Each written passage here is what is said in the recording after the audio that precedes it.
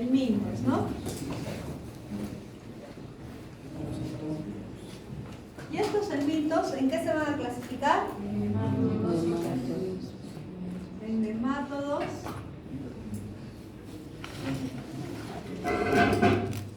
¿Qué más? Ya, platelmintos o también cestodos, ¿no? Y tremátodos.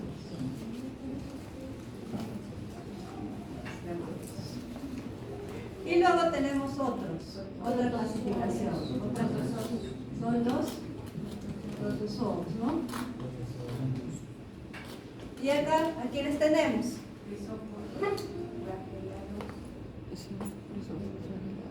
Las amebas, a los ciliados, a los flagelados y a las auxilios.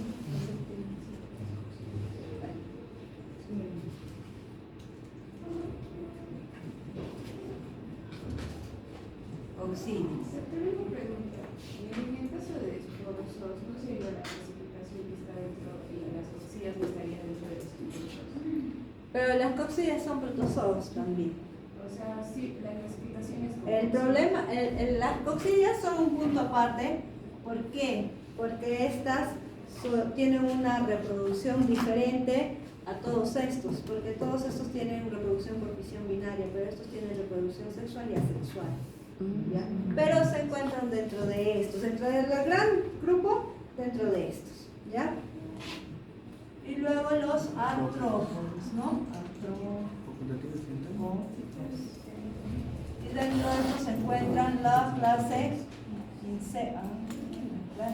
insecta, la clase arácnida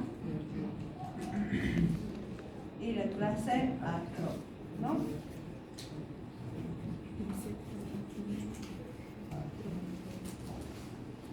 Listo. Entonces, los primeros que vamos a ver son estos. Y como les dije en la clase, o en la primera clase, pues estos son los helmintos, o también llamados los gusanos. Y tenemos a los nemátodos, a los cestos y a los tremátodos. Los nemátodos son los que tienen el cuerpo en forma cilíndrica, ¿no? Y los cestos son los que tienen el cuerpo en forma aplanada, como cinta.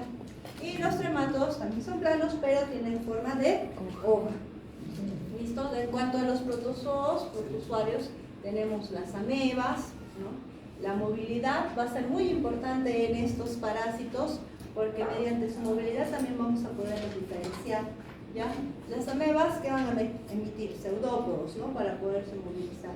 Los ciliados pues tienen pequeños cilios alrededor de todo el cuerpo que va a poder permitir su movilidad. Los flagelados tienen flagelos que también van a permitir su movilidad, y las coccidias, que ya les dije que es un punto aparte porque tienen una diferente forma de reproducción que también los vamos a ver. Y en cuanto a los artrópodos, tenemos la clase insecta, la arácnida y la clase artrópoda. Entonces así se va a dividir todo el curso. Y los primeros que vamos a ver son los helmintos, ¿no? Y dentro de ellos los nematos. Ahora, vamos a ver también algunos términos que de repente ya los han hecho en la clase teórica.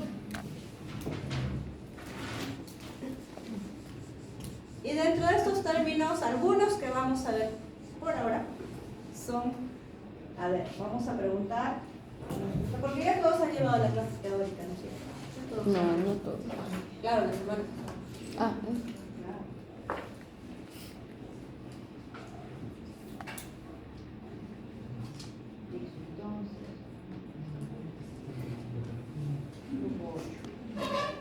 Entonces, a ver, Dora, ¿quién es Dora? Ahí. ¿A qué nos referimos cuando hablamos de un hospedero definitivo? de un hospedero definitivo Ajá. que el parásito va a quedarse ahí.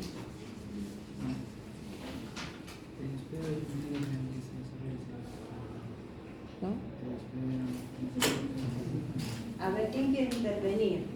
¿O quién quiere ayudar a su compañera? Ya, a ver. Andrea. Andrea. Y Andrea. Andrea y Andrea. Andrea y Ronald. Ronald. ¿Por qué fue el que levantó la mano primero? El espero definitivo es el lugar o en el huésped del parásito donde va a alcanzar su etapa adulta y va a reproducirse. Claro, entonces el hospedero definitivo en realidad es el que va a albergar al parásito en su forma adulta. Ya, ese va a ser llamado el hospedero definitivo. ¿Listo? ¿Y qué es un hospedero intermediario? A ver, Anaí, ¿quién es Anaí? El hospedero intermediario donde el parásito se va a desarrollar, pero es forma de larva, hasta la larva. Claro, el hospedero intermediario va a tener al parásito, pero en su estadio larval. ¿Listo?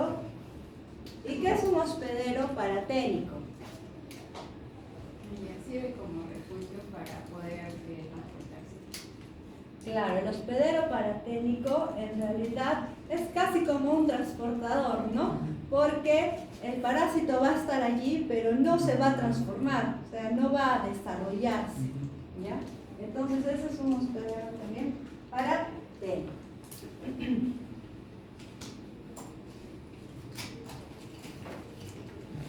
Listo, ¿de qué más vamos a hablar? A ver, otros temas.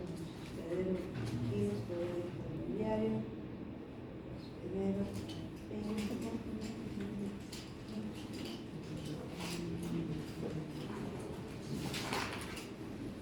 ¿Qué es el periodo prepatente?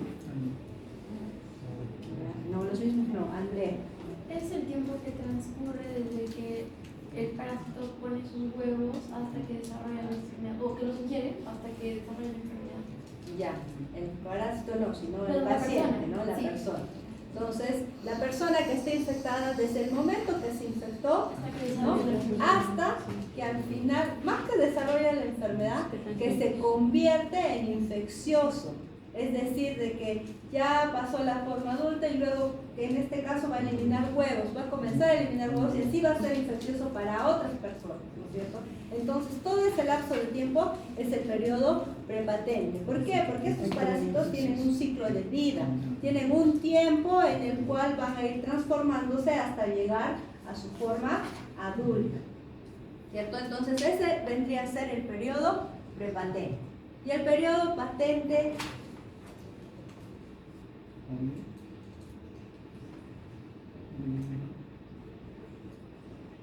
a ver, ¿quién? De Santiago. ¿Sería la longevidad del parásito, doctora? Se refiere más a la longevidad del parásito, ¿no? En su forma adulta, este parásito, ¿cuánto tiempo puede sobrevivir? ¿No es cierto? En ese caso, a eso se refiere el periodo patente.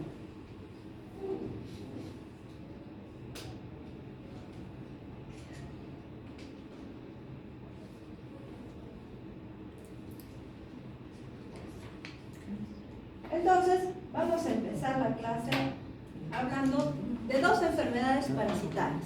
¿Listo? Dos enfermedades parasitarias causadas por el mintos. En este caso, primero vamos a hablar de el Ascaris lumbricoides. ¿Qué nos va a dar el Ascaris lumbricoides? La enfermedad parasitaria llamada ascariosis.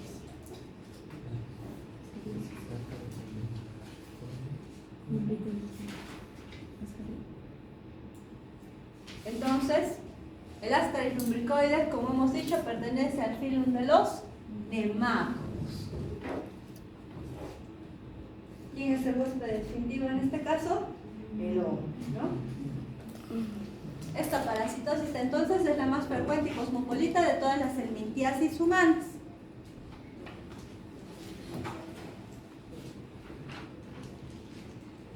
El agente etiológico entonces de la ascariosis es el Ascaris lumbricoides, o también llamado lombriz intestinal. Como ven acá, es el nematodo intestinal de mayor tamaño. Es el nematodo intestinal de mayor tamaño. Entonces, en su forma adulta, pues vamos a poder tener dos, las hembras y los machos. Estos parásitos tienen dimorfismo sexual, es decir, que vamos a poder tener en su forma adulta tanto hembras como machos, ¿ya? Y como es un nemato de mayor tamaño, la hembra puede llegar a medir entre 20 o hasta 35 centímetros de largo, ¿ya? Con un diámetro aproximado de 3 a 6 milímetros, ¿no?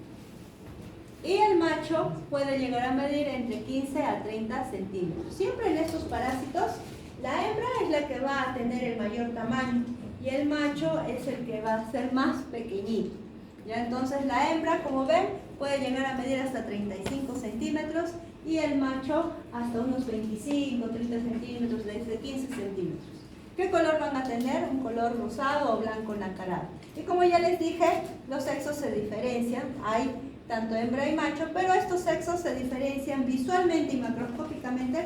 Vamos a poder diferenciar, si vemos a estos gusanos o a estos parásitos en su forma adulta, rápidamente vamos y fácilmente vamos a poder diferenciarlos solamente por el extremo posterior, puesto que el extremo posterior de estos parásitos en cuanto al macho, este va a tener una curvatura, ¿no? Se va a curvar, ¿ya? No va a ser una forma recta, sino siempre va a estar, va a tener el extremo posterior una curva.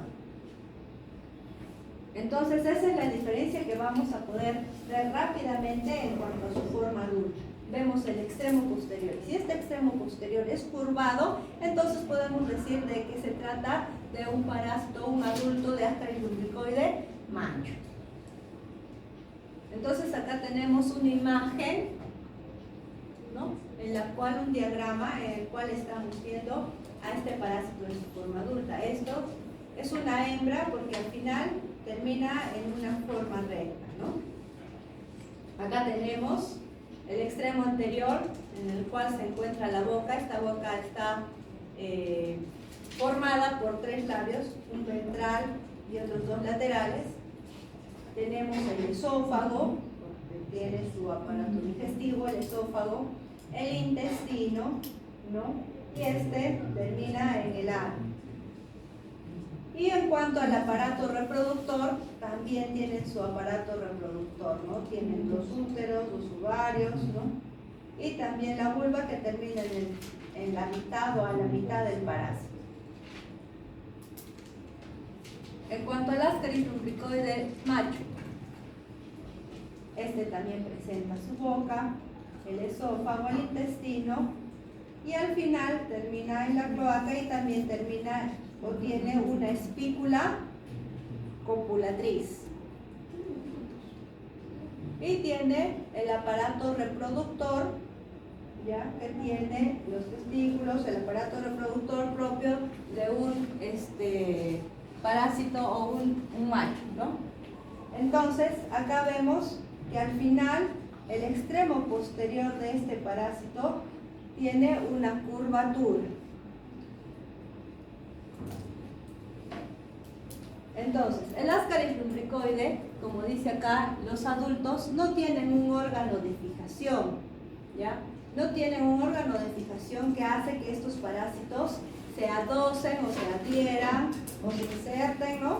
A la mucosa donde van a estar. Estos parásitos andan sueltos, andan libres en el intestino. ¿Dónde es que van a estar en su forma adulta? En el intestino delgado. En el intestino delgado es donde van a estar, pero en el intestino delgado estos parásitos, como les digo, no van a estar adheridos a la mucosa intestinal, van a estar sueltos, van a estar libres, no tienen órgano de fijación. Pero ¿cómo van a permanecer allí sin que el peristaltismo intestinal los pueda arrastrar y eliminar?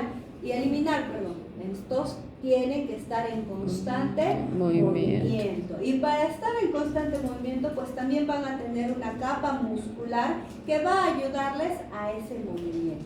Entonces es así como van a vivir dentro de la persona que está con este parásito.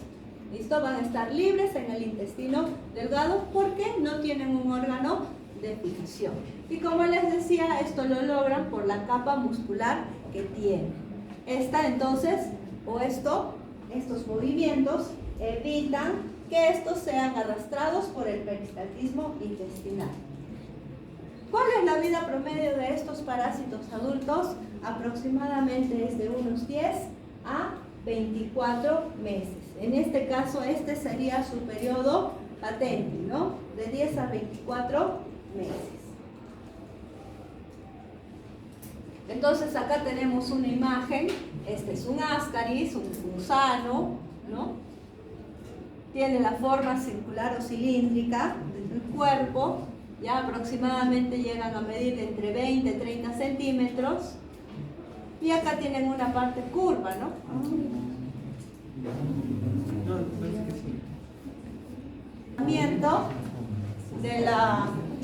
De la parte o del extremo anterior del parásito, ya en donde vemos la presencia de estos tres labios que les decía.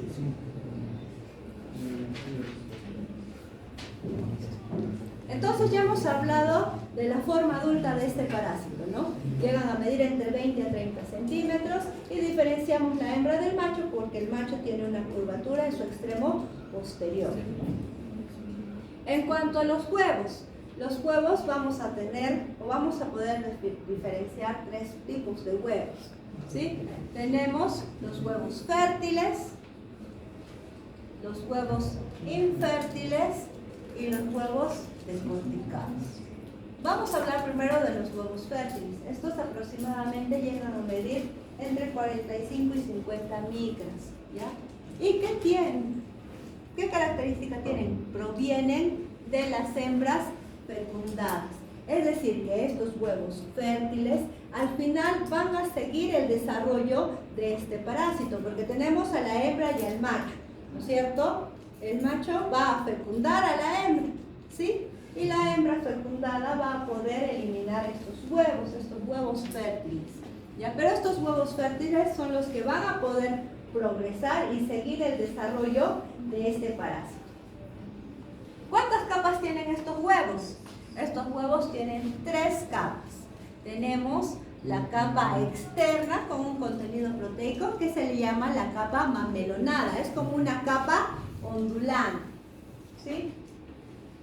Y tenemos la capa media o vitelina y la capa interna lipídica. Entonces, primero tenemos los huevos fértiles. Acuérdense que estos huevos provienen de una hembra fecundada, entonces estos son los huevos que van a poder seguir el desarrollo del parásito, ¿no? Teníamos la capa externa,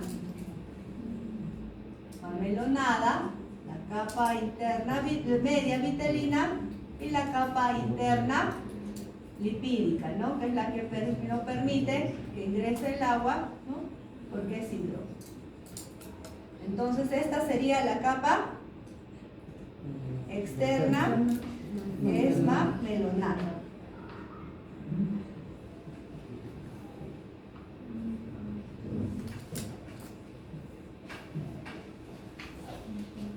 Luego tenemos los huevos infértiles. ¿Estos huevos van a poder progresar en su desarrollo? No, estos huevos salen y se quedan allí, son infértiles.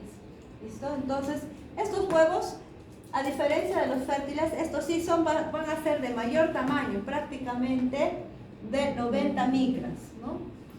Y como dice acá, estos huevos no son infectantes porque al final no van a seguir el desarrollo del parásito.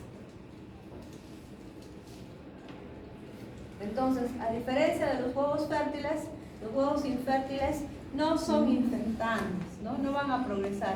Y en cuanto al tamaño, pues también son más alargados, más grandes. Y tenemos por último los huevos decorticados. Estos huevos decorticados tienen la particularidad de que no van a tener decorticados.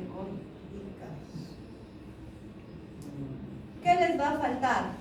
La capa externa, la capa mamelonada, esta que les decía que es medio ondulante. Estos huevos decorticados no la van a tener. Entonces, como dice acá, los huevos decorticados no tienen la capa externa. ¿Listo? Sin embargo, tenemos que ver o saber que estos huevos decorticados pues al final pueden ser fértiles o infértiles. ¿Listo? Entonces tenemos los huevos fértiles, los huevos infértiles y los huevos decorticados. Los huevos decorticados simplemente no tienen la capa externa, sin embargo estos van a poder ser fértiles o infértiles. ¿Y en qué se diferenciaría un huevo decorticado fértil de un huevo fértil? Porque no tiene la capa Ah, mundial. claro, pero en el desarrollo del parásito. El parásito va a desarrollarse igual, no va a haber ningún problema. Los huevos decorticados simplemente son los que no tienen esa capa mamelonada externa. Sin embargo, pueden ser fértiles y pueden progresar, no hay ningún problema, o también pueden ser infértiles. ¿Listo? Doctora, el hecho de que no tengan capa externa los hace más propensos a destruirse más fácilmente. No tanto así, porque también la capa lipídica es la que los protege en realidad. Sin embargo, es una característica que tienen estos huevos de sus pares. ¿Listo? Entonces, acá tenemos los huevos de Ascaris. Como ven, esta capa ondulante es la capa externa mamelonada, ¿no? Acá tenemos un huevo, ¿ya? Y acá tenemos el huevo y acá está creciendo dentro de él ya una larva, ¿no es cierto?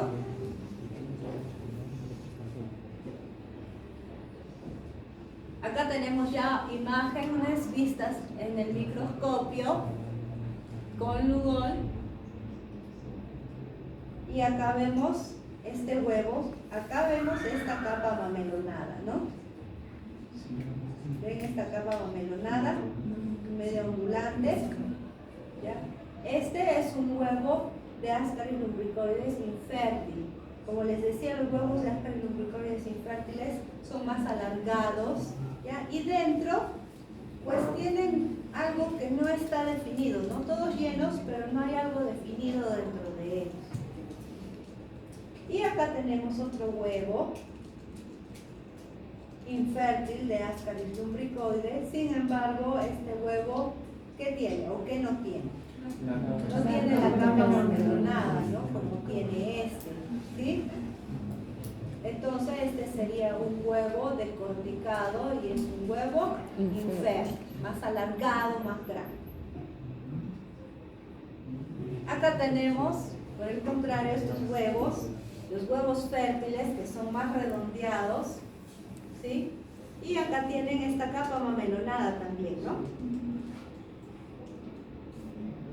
Pero en estos huevos que son fértiles, pues ya estamos viendo como una masa, ¿no? Una masa embrionaria, algo que se va a dividir y luego va a progresar a una larva.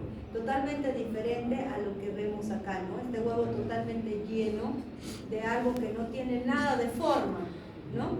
Son los huevos infértiles. En cambio acá sí vemos, ¿listo? Y acá también vemos un huevo fértil con su capa mamelonada y prácticamente acá estamos viendo que pareciera que ya se está formando una larva, ¿cierto? Entonces estos dos son huevos de Ascaris lumbricoides fértiles. Sin embargo, para el examen basta que puedan poner, bueno, es un huevo de Ascaris lumbricoides.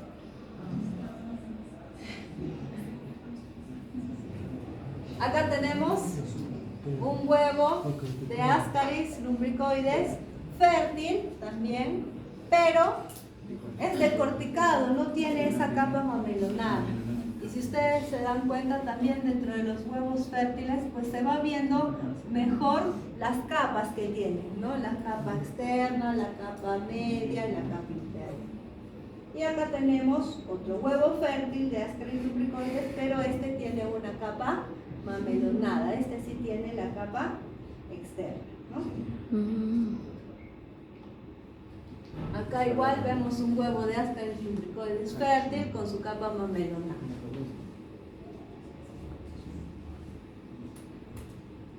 Y acá es una referencia a un comparativo en cuanto a los huevos de Ascaris y los demás nemátodos, ¿no? Es uno de los huevos, el Ascaris lumbricoide, el huevo infértil, es uno de los huevos más grandes dentro de los nemátodos, ¿ya? Y acá tenemos el huevo de Ascaris lumbricoides fértil, que es más pequeño.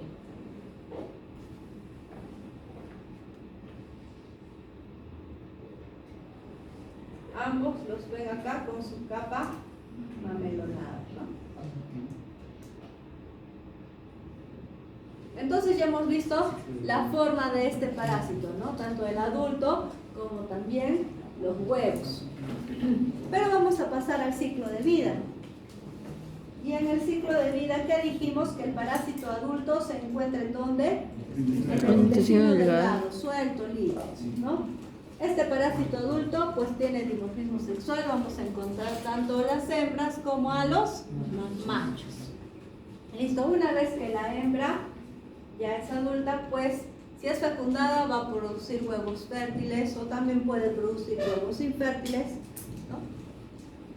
Y estos huevos van a ser eliminados. ¿Por dónde es que van a ser eliminados? Por las heces, ¿no? Y estos huevos van a caer al suelo, ¿sí? Y estos huevos que van a caer al suelo, pues para seguir su crecimiento van a necesitar de un medio ambiente o de un suelo adecuado para poder seguir su crecimiento.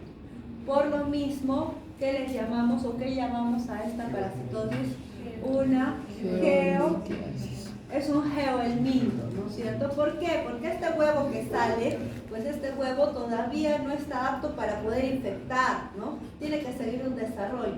Y para seguir el desarrollo tiene que tener una condición de suelo, caer en un suelo que sea adecuado. ¿Y qué tipo de suelo tiene que ser para que sea adecuado? Es un suelo arcilloso.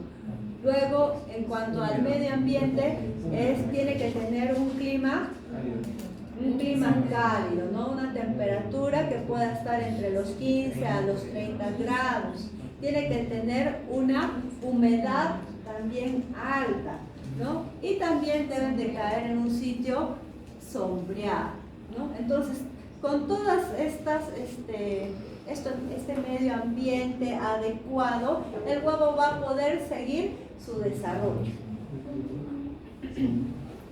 Entonces lo llamamos una geohelmintiasis, ¿no? Porque necesita de todas esas condiciones, de ese suelo, de caer en ese suelo arcilloso para poder seguir su desarrollo. Entonces, esta enfermedad parasitaria podrá ser frecuente acá en Arequipa por el clima que tenemos. No, pues, ¿no? Las condiciones que requiere son de un clima más cálido, de un clima tropical, y en este caso para nosotros en Perú sería en un clima de selva, ¿no? En las zonas de selva pues estaría más, tendríamos mayor porcentaje de esta parasitosis, de encontrar esta parasitosis. ¿Listo? Entonces, los huevos van a salir. Y si encuentran estas condiciones adecuadas en cuanto al suelo y el medio ambiente, van a seguir su desarrollo. Estos huevos, entonces, van a seguir su desarrollo. ¿Quiénes van a seguir su desarrollo? Los huevos fértiles, ¿sí? Y estos huevos, entonces, van a pasar, y dentro de estos huevos se va a ir formando la larva, ¿sí? Esta larva que va a tener diferentes estadios. Dentro de ellos tenemos la larva L1, la larva L2. Y la larva L2, es decir, cuando el huevo ya se encuentre en estadio de larva L2, con una larva L2, este va a ser el estadio infectante para la persona que se va a infectar, ¿no es cierto? Entonces, el estadio infectante de Ascaris lumbricoides, ¿cuál va a ser? El huevo larvado o con larva L2, ¿no es cierto? Ese es el estadio infectante. El mecanismo de transmisión, ¿cuál va a ser? Por fecalismo, ¿no? La eliminación de estos huevos por las heces y que caigan a este medio, ¿no es cierto? Entonces, el mecanismo de transmisión es fecalismo. El estadio infeccioso es el huevo con larva L2. El mecanismo también de infección, ¿cuál va a ser? Claro, por las manos, el agua o la comida contaminada, ¿con qué? Con los huevos con larva L2, ¿no es cierto? Ese va a ser el mecanismo de infección. Entonces, una vez de que este paciente ingiere estos huevos con esta larva L2, pues ahí va a infectarse. Este huevo con esta larva L2 entonces va a ser ingerido y va a llegar al intestino delgado. ¿Listo? Este huevo entonces va a eclosionar, ¿no? Y de allí va a salir esta larva L2. Sin embargo, esta larva L2, para seguir su desarrollo, no se va a quedar allí en el intestino delgado. Ya necesita de un ambiente de mayor oxígeno, ¿sí? Entonces, esta larva, ¿qué es lo que va a hacer? Va a penetrar la mucosa intestinal, va a llegar a la submucosa, a los capilares, y por vía hemática o hematógena se va a ir hacia, o por vía porta, se va a ir hacia el hígado, hacia el lado derecho del corazón, y luego va a pasar a los pulmones. En los pulmones se va a ir hacia los alvéolos, ¿no? Ahí es donde esta larva L2 pues va a seguir su desarrollo y se va a convertir en larva L3 y L4, ¿no? Una vez que esté en ese estadio, pues nuevamente va a salir de la vía respiratoria, ¿ya? Entonces, ¿qué va a tomar? Otra vez va a tomar los bronquiolos, ¿no? Los bronquios, va a subir por la tráquea, va a llegar a la epiglotis, y el paciente nuevamente la va a deglutir, ¿sí? Y una vez que la va a deglutir, esta larva convierte en larva L5 y al final en adulto. ¿Y dónde se queda el adulto? En el intestino delgado. Y ahí es donde va a vivir. Entonces, toda esa fase de migración que ha hecho esta larva para poder desarrollarse, ¿cómo es que se llama? Ciclo de... El ciclo de luz, ¿no?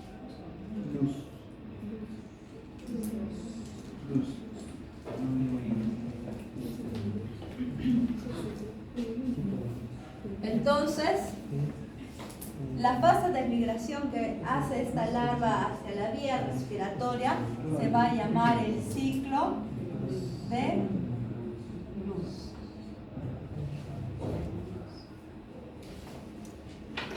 ¿Listo? Y luego tiene su fase de localización, que ya se encuentra en el intestino delgado. Entonces, si está entendido hasta ahí, ¿cierto? Tenemos que saber cuál es el ciclo de vida y por dónde pasa este parásito para también entender qué sintomatología nos puede causar, ¿cierto? Entonces, acá tenemos todo el ciclo biológico. El huevo larvado con L2 no es ingerido por este paciente, pasa al intestino, eclosiona este huevo, se liberan las larvas y estas penetran en la pared intestinal, pasan a circulación portal, hígado, el lado derecho del corazón, ¿no? A los vasos pulmonares, al tejido interalveolar, a los alvéolos, se desarrollan hasta L4, ¿no? Y luego salen de las vías respiratorias, pasan nuevamente a la faringe, son deglutidas y luego van hacia el esófago, el intestino delgado, y ahí se convierten en adultos que luego la hembra va a colocar sus huevos, y estos huevos van a salir por las heces y estos huevos tienen que caer a un suelo adecuado para poder seguir su desarrollo. Entonces, dentro de la patogénesis, pues van a presentar cuatro trastornos, 4 tipos de trastornos. Una ascariasis o ascariosis pulmonar, por el ciclo de luz, ¿no? Que hace el estadio larval. Una ascariosis intestinal, ¿no? Es donde se queda el parásito adulto. También va a producir o presentar algunas complicaciones, y cuando la infección pues ya es crónica, también puede presentar algún grado de desnutrición.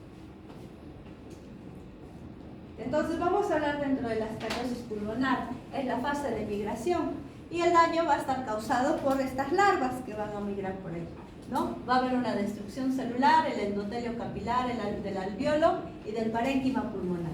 El daño va a depender del número de larvas que va a migrar. Los mecanismos de daño por estas larvas, ¿cuáles van a ser? La producción de sustancias líticas. El mismo movimiento de estas larvas también va a producir el daño. El tamaño de estas, entre 200 a 300 micras, y también la sustracción de alimento. En cuanto a la ascariosis pulmonar, durante la fase pulmonar va a existir una reacción de hipersensibilidad. Los sacos aéreos entonces se pueden llenar de exudados serosos e infiltrados eosinofílicos. Esta parasitosis pues va a tener un grado de eosinofilia, ¿no? No es tan intenso como en otras que vamos a ver posteriormente, pero sí vamos a poder encontrar un grado de eosinofilia. Esto va a producir que asma e infiltrados pulmonares transitorios. Ya el paciente va a presentar un cuadro respiratorio en esta fase y también puede haber o encontrarse infiltrados pulmonares pero transitorios, porque estos van a estar dados mediante la progresión o la migración que tengan estas latas, ¿no? El movimiento de estas latas. En cuanto a la cariosis intestinal, o también es la fase de localización, porque ahí es donde se va a albergar el adulto. Estos adultos viven libres, ya hemos dicho, en la luz del intestino delgado, entre el yeyuno y el ilion medio. ¿Cuál va a ser el mecanismo de daño? Un daño exfoliatriz. ¿Han visto? Estos parásitos son grandes. ¿Y de qué se van a alimentar? De carbohidratos, de proteínas y grasas y otros nutrientes del mismo hospedero, ¿no? Entonces va a haber un daño exfoliatriz porque hay una sustracción de alimentos. Un daño tóxico también porque estos parásitos también pues van a eliminar sustancias. En cuanto a las manifestaciones clínicas, un buen número de casos de infección por Ascaris no manifiestan sintomatología. Entonces, en algunas parasitosis la sintomatología es muy inespecífica, muy vaga o incluso no presentan sintomatología, ¿no? Generalmente los diagnosticamos por el hallazgo de estas formas parasitarias, ya sean los huevos o también los parásitos adultos. Entonces, pero esta puede ocurrir en cualquier momento, aún en infecciones leves. Entonces, quiere decir que uno que esté parasitado puede tener manifestaciones clínicas, como también de repente estas manifestaciones pues no las va a tener, ¿listo? Pero también las manifestaciones clínicas no van a estar dadas en relación al número de parásitos que tenga, porque así tenga uno o dos parásitos, también puede tener manifestaciones y también puede tener complicaciones.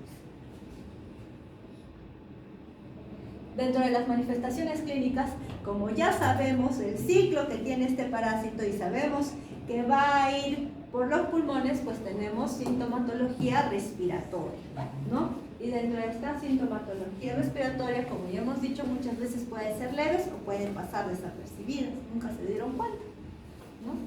Pero cuando hay una reacción de hipersensibilidad, se va a presentar un síndrome, ¿no? ¿Cuál era ese síndrome que se va a presentar? El síndrome de Loeffler, ¿no? Es un síndrome que se va a presentar y que está relacionado ¿a qué? Al ciclo de luz, ¿sí? Que realiza este parásito. ¿Y por qué va a estar caracterizado? ¿En qué consiste? Es un cuadro respiratorio agudo, ¿ya? Que puede cursar con fiebre. También tiene tos espasmódica con expectoración hemotoica, disnea, eosinofilia. Se puede encontrar la auscultación, estertores pulmonares, ¿no? Y también signos de consolidación pulmonar. Prácticamente hace una simulación de una neumonía atípica. Y dentro de las imágenes de rayos X se va a encontrar imágenes radioopacas en panel de abeja cambiantes de uno a otro día por lo mismo que las larvas se van moviendo, ¿no? Entonces, este parásito realiza el ciclo de luz y este ciclo de luz luego, si presenta manifestaciones clínicas, va a dar pase al síndrome de Loeffler, ¿sí? Dentro de las manifestaciones intestinales tenemos el dolor abdominal difuso, puede haber irritación mecánica por contacto y presión sobre las paredes, distensión abdominal, en ocasiones puede causar diarreas, náuseas y vómitos. Sin embargo, vemos que estas manifestaciones intestinales pues son muy vagas y muy genéricas, ¿no? Dentro de las manifestaciones nutricionales, al final vamos a tener niños con desnutrición y esto a la larga, si es crónico, va a provocar una disminución en el peso y también en la talla, que se van a encontrar disminuidos.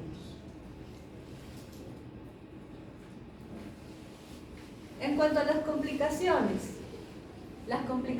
o las principales causas de muerte pueden estar dadas por una obstrucción biliar o pancreática, ¿no? Una obstrucción intestinal y una apendicitis. Entonces, como ya les había dicho, el grado o intensidad de la infección no va a ser causal de las complicaciones, porque así existiera 1 o 2 o 3 parásitos nada más, pues también puede haber complicaciones. La obstrucción intestinal entonces se va a presentar en infecciones intensas. Está relacionada, como dice acá, a más de 50 ácaros. Imagínense estos parásitos, más de 50 parásitos que tenga esta persona. ¿Qué dijimos? Que estos parásitos están en constante movimiento para no ser arrastrados, ¿no? Y estos parásitos, si son varios, entonces como están en constante movimiento, estos mismos se van a enredar, ¿no? Y van a formar como un ovillo, ¿no? Entonces como una pelota, ¿no es cierto? Y esto puede producir en el intestino una obstrucción intestinal. ¿Listo? Que podría ser una complicación. Sin embargo, los ascaris solitarios, que no haya un montón de estos, pero aún así que haya unos cuantos, pueden también causar obstrucciones. Pueden causar obstrucciones en las vías biliares o también en las vías pancreáticas. Pueden también producir abscesos en el hígado y hasta pueden salir, en algunos casos, ya esto es en inmunodeprimidos, en pacientitos que tengan una desnutrición, pues no, pueden salir hasta por la boca, pudiendo provocar un riesgo de asfixia.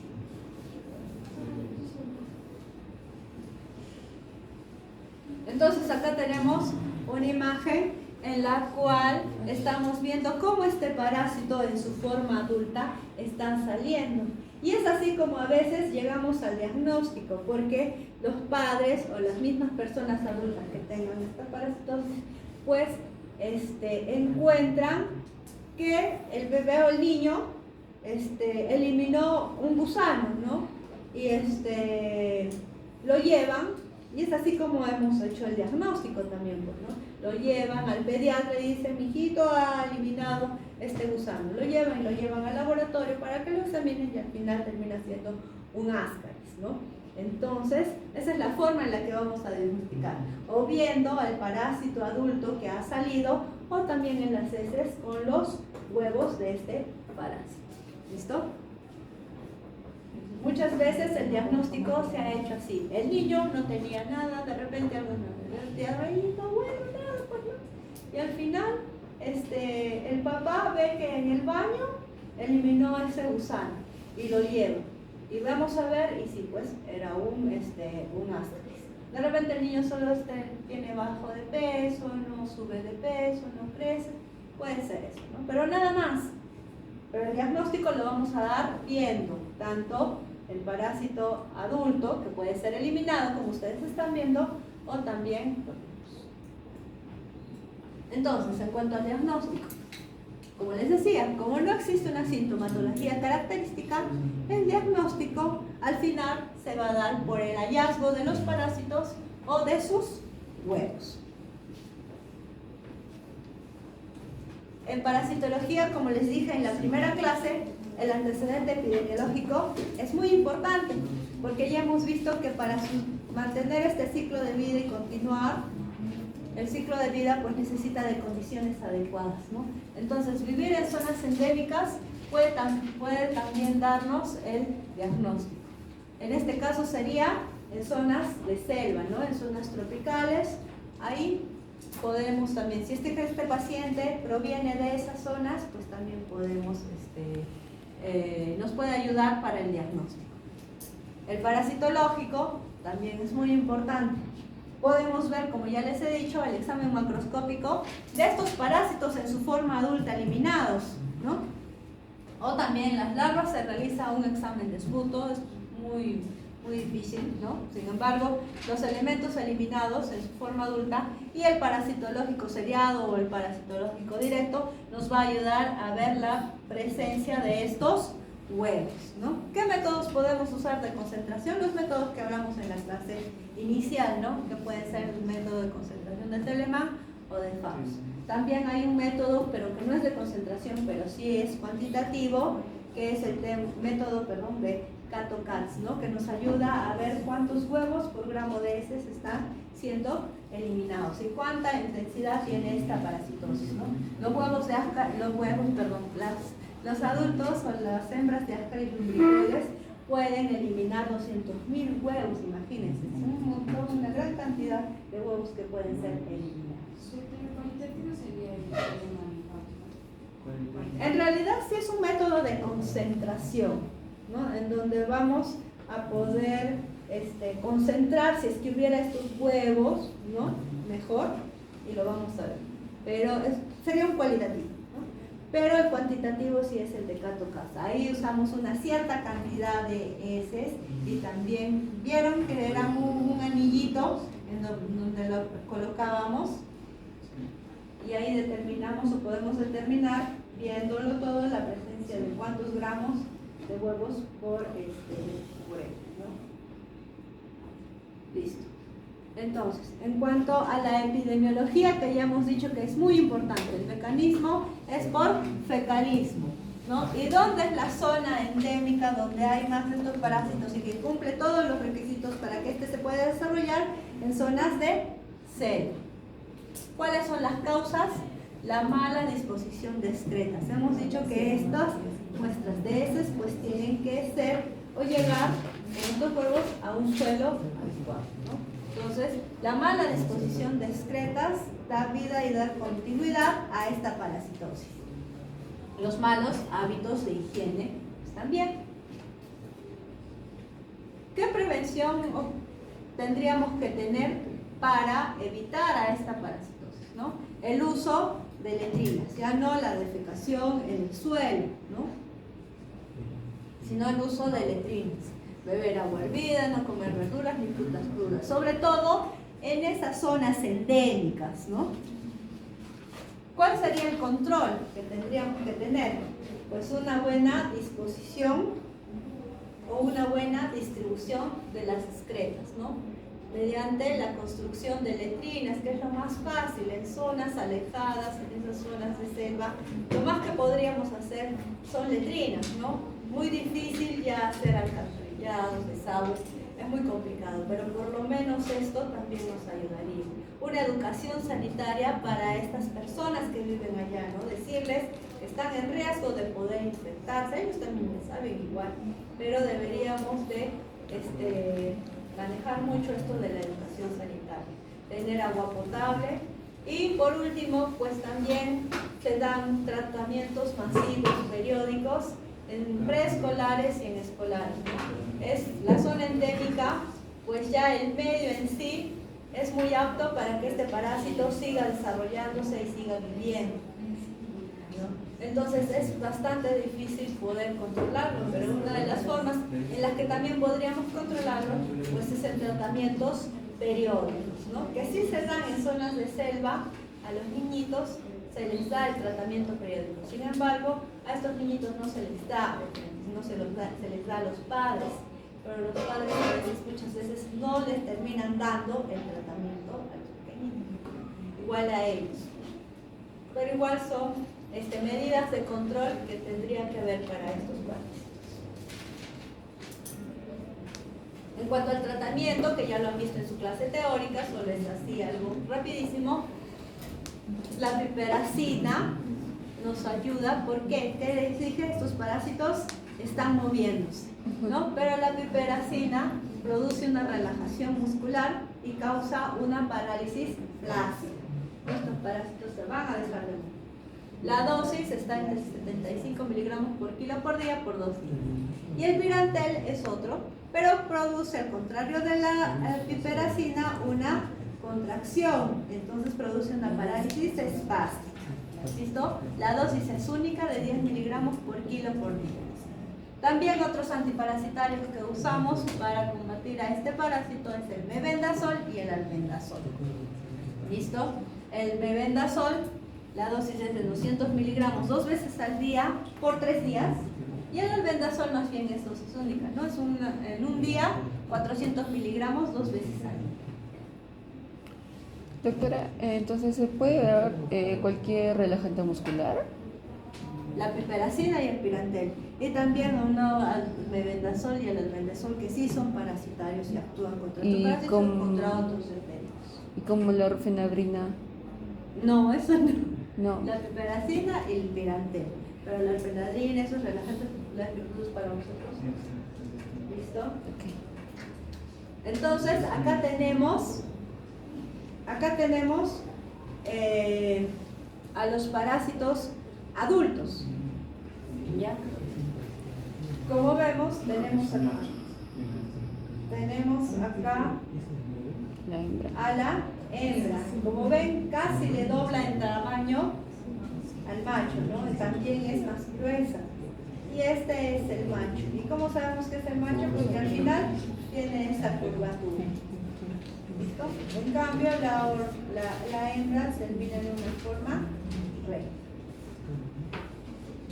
Acá tenemos un corte transversal del extremo anterior de este parásito. Dijimos que tenía como 3 labios, ¿no?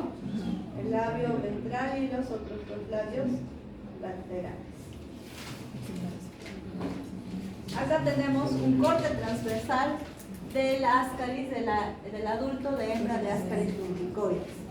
¿Ya? Este ascaris entonces tiene una capa externa, ¿no es cierto? Es la cutícula, es lo que lo protege, es la cutícula. Todo lo que ustedes ven acá es la cutícula, su capa externa, ¿no? Luego vienen las células musculares, ¿no? Que nos ayuda al movimiento. ¿Ya? Acá tenemos la presencia del esófago. ¿Listo? Y acá tenemos todos estos que ven, son los ovarios y los oviductos. Sin embargo, dijimos que son 2 los ovarios que tienen, ¿no? Pero, ¿por qué se ven varios? Porque este aparato reproductor está envuelto, ¿no? Está a lo largo de este parásito, entonces está así. Y cuando hay un corte transversal, pues vamos a ver varios, ¿no? Y acá tenemos la parte de los úteros, que también son 2 los que tienen. ¿Listo? Acá tenemos una imagen que no se ve muy bien, sin embargo, vemos es un corte histológico del parénquima hepático, pero podemos apreciar que les dije que había un infiltrado eosinofílico, ¿no es cierto? Entonces, si alguna vez ustedes han visto los eosinófilos, pues ahí tienen unos gránulos, ¿no? Unos gránulos grandes rojitos. Entonces, esto es lo que hay también, es un infiltrado eosinofílico, pero acá no se ve bien, pero está la migración de las larvas, ¿no? Vamos a ver otra imagen en las cuales vamos a poder ver, ¿no? Este es también un corte histológico del parénquima pulmonar. Acá podemos ver el infiltrado también eosinofílico, y acá en las flechitas negras estamos viendo la presencia de estas larvas, ¿no? Las podemos encontrar de repente acá con un corte transversal y aquí un corte transversal. Y acá tenemos el huevo de ascaris, ¿no es cierto? Es un huevo con una capa mamelonada, ¿ya? Hay una capa vitelina media y una capa interna lipídica, ¿no? Acá se ve mucho mejor la imagen de adentro, ¿no? Entonces es un huevo fértil. Prácticamente ya estamos viendo que se está formando como una larva, ¿no? Entonces este es un huevo de ascaris lumbricoides.